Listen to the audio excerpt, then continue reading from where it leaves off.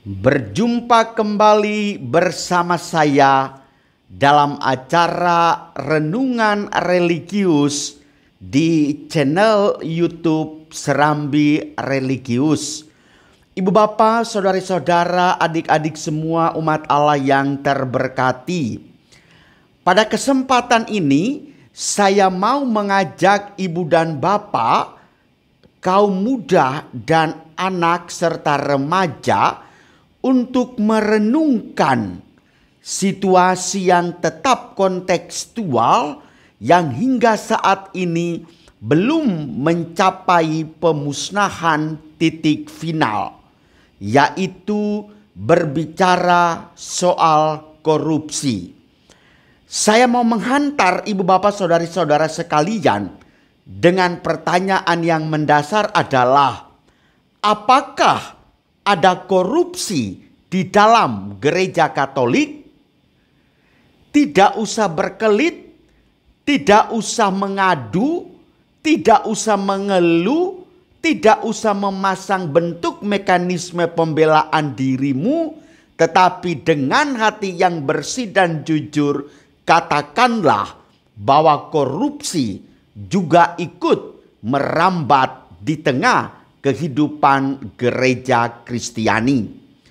Saudara-saudari umat Allah yang terkasih, sering sekali umat bertanya kepada saya, mengapa di paroki kita ini selalu saja masalah soal keuangan? Entah dalam susunan struktur hierarki atau para pengurus gereja, perwakilan umat, atau umat yang biasa-biasa saja. Semuanya itu adalah korupsi. Dalam mata kuliah pendidikan agama Katolik di salah satu perguruan tinggi di Kota Batam, saya memberikan judul makalah yang mereka kupas adalah bagaimana pandangan gereja Katolik tentang korupsi. Seruan pastoral Konferensi Wali Gereja Indonesia tahun 2016 mengingatkan kita akan dampak buruk dan masif dari korupsi itu. Korupsi merusak martabat manusia, bahkan sudah menjangkit sendi-sendi kehidupan menggereja.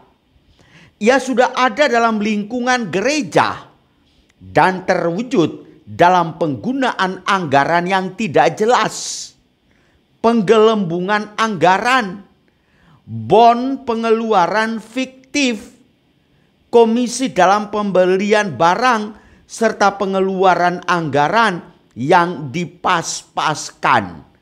Surat Pastoral KWI tahun 2016. Berarti saudara-saudariku yang terkasih, korupsi itu ada dan hidup di tengah kehidupan menggereja. Ini berarti pilihan kita adalah apakah kita mengakrabinya atau melenyapkannya. Melalui ajaran sosialnya, gereja menegaskan komitmen untuk melenyapkannya. Tetapi saya mengajak ibu bapak saudara-saudaraku yang terkasih, bagaimana cara melenyapkannya? Renungkanlah itu dari diri masing-masing. Korupsi adalah kejahatan manusia yang melekat pada posisi atau jabatan seseorang, sosial, politik, religius. Yohanes Paulus II menyebut korupsi sebagai penghancuran sistem demokrasi yang paling serius, karena korupsi melecehkan dan mengkhianati baik prinsip-prinsip moral maupun norma-norma keadilan sosial.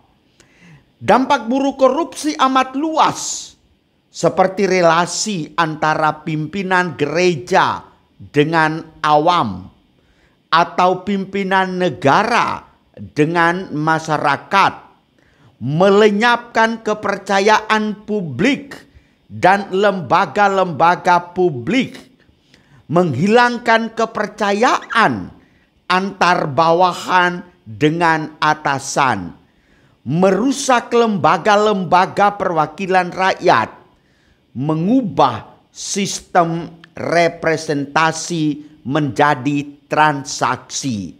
Kompendium Ajaran Sosial Gereja nomor 411. Dari realitas empiris di kalangan gereja apa saja, masalah seperti ini sering sekali muncul. Lalu umat bertanya, mengapa orang-orang yang kita klaim sebagai menyalahgunakan kekuasaannya dengan memakai uang secara tidak bertanggung jawab, kok tidak ditangkap oleh Komisi Pemberantasan Korupsi? Saudari-saudaraku yang terkasih, setiap keuskupan, setiap paroki, setiap gereja memiliki KPK-nya masing-masing. KPK kita tidak mesti seperti KPK dalam suatu negara, tetapi kita itu ada lembaga pengelolaan keuangan, lembaga supervisor bagian keuangan, lembaga penyelenggara pelaksana bagian keuangan, dan kalau bicara soal hierarki, maka pimpinan kita tertinggi adalah merupakan KPK yang paling utama. Nah, oleh karena itu di setiap gereja pada akhir bulan atau minimal akhir semester atau akhir tahun diadakan kegiatan supervisor sampai ke tingkat bawah, meneliti keadaan keuangan, berapa pemasukan, berapa pengeluaran, pengeluarannya untuk apa, bukti pengeluarannya apa, saldonya berapa. Itulah kinerja kerja lembaga KPK di dalam gereja Katolik. Oleh karena itu, ibu bapak saudari-saudara umat Allah yang terkasih, gereja berdasarkan mandat yang diterimanya dari Kristus memelihara, peduli, dan mesti berupaya agar sistem sosial, ekonomi, dan politik ditata dan diarahkan kepada kepentingan kesejahteraan umum sebagai dasar beradanya masyarakat negara.